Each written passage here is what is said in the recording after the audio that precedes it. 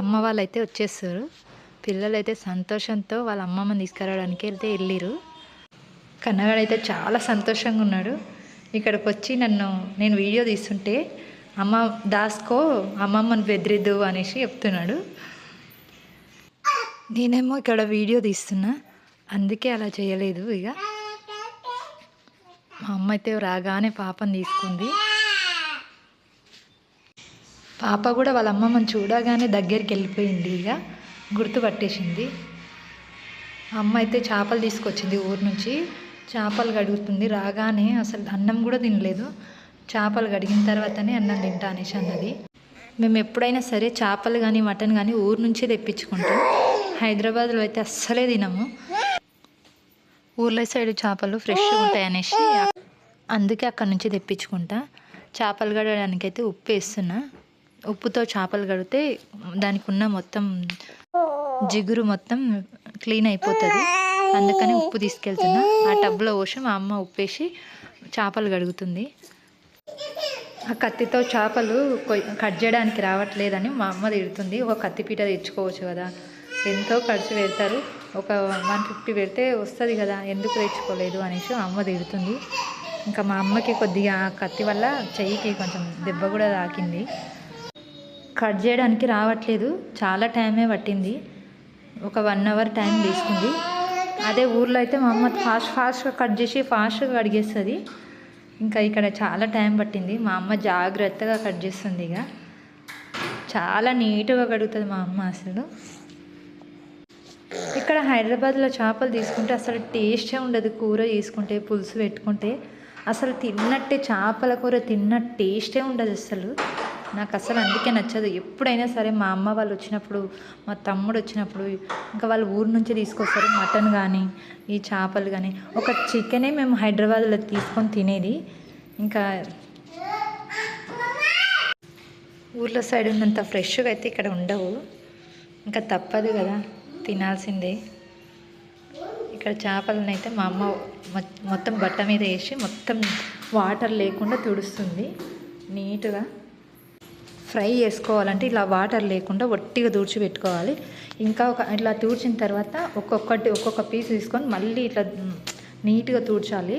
ఇలా తుడిచిన తర్వాత కొద్దిసేపు ఒక 5 minutes 10 minutes ఇట్లా ఆరబెట్టాలి. అంటే అలా ఆరబెట్టడం వల్ల వాటర్ అనేది డ్రై అయిపోతుంది. మా అమ్మ ఈవినింగ్ వచ్చింది. చేపలు ఎక్కువ ఉన్నాయి కాబట్టి పులుసు పెట్టుకుంటే ఖరాబ్ అవుతుంది అనేసి మేము ఫ్రై చేసుకుందాం అనేసి కొన్ని చేపలు అయితే ఇట్లా తీసి నీట్గా చేసేసుకుంటున్నా. కొన్నేమో పులుసు పెట్టుకోవడానికి పక్కకు పెట్టేసుకున్నా.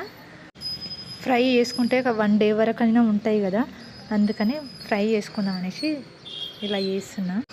అలా చేస్తే పిల్లలు కూడా ఇష్టంగా తింటారు. ఫ్రై అయితేనే తింటారు, లేకుంటే తినరు. ఇక ఇలా అయితే నీట్గా ఇలా ఒట్టిగా తుడిచి పెట్టుకోవాలి. అలా తుడిచిందని అట్లా గిన్నెలు వేసి పెట్టుకోవాలి. తర్వాత నేను పక్కల కడాయిలు అయితే ఆయిల్ వేసి పెట్టుకున్నా, వేడి చేసిన. పక్కల అమ్మకు టీ పెడుతున్నా. చాలా ఆకలితో ఉన్నది, కానీ ఈవినింగ్ టైం తినొద్దు కదా, అందుకనే తినలేదు. బెల్లం వేస్తున్నా. బెల్లం టీ అయితేనే అమ్మ తాగుతుంది, లేకుంటే తాగదు. ఇంకా మా అమ్మ ఊరు నుంచి అయితే కొన్ని వస్తువులు అయితే నా కోసం తీసుకొచ్చింది. అవి ఏంటివన్నీ చూద్దామని, అంటే ఆయిల్ కాగేలోపు ఏమేమి తెచ్చిందా అని చూద్దామని ఓపెన్ చేసిన. పెసులు అయితే తెచ్చింది. పెసర్లు, కొన్ని పెసులు, కొన్ని ఉల్వలు అవన్నీ తీసుకొని వచ్చింది నా కోసం. తను ఒక్కతే ఉంటుంది అక్కడ, అందుకే తినకుండా నా కోసం తీసుకొని వస్తుంది. ఇక్కడ పిల్లలు ఉంటారు అని తీసుకొని వస్తుంది. ఇంకా పెబ్బర్లు కూడా. ఇంకా ఇది కారం, అంటే కారం తీసుకురావద్దంట అమ్మ వాళ్ళ ఇంటికాడ నుంచి, కానీ నేనే మొన్న ఊరు వెళ్ళినప్పుడు డబ్బులు పెట్టి కొని మరి అమ్మకు తొడిమే తీసి అవన్నీ కారం పట్టియమని చెప్పిన. కొన్ని ములక్కాడలు అవన్నీ ఉంటే తీసుకొని వచ్చింది. బీట్రూట్ ఇంకా అవన్నీ తీసుకొని వచ్చింది, ఇంటికాడ వేస్ట్ ఉన్నాయి అనేసి. మా అమ్మ ఏడుకో గుడికి వెళ్ళినదంట, ప్రసాదం తీసుకొని వచ్చింది. ఇంకా ఇక్కడైతే ఆయిల్ హీట్ అయిపోయింది. అందులో చేపలు ఒక్కొక్కటి వేసుకోవాలి, మెల్లిగా వేసుకోవాలి.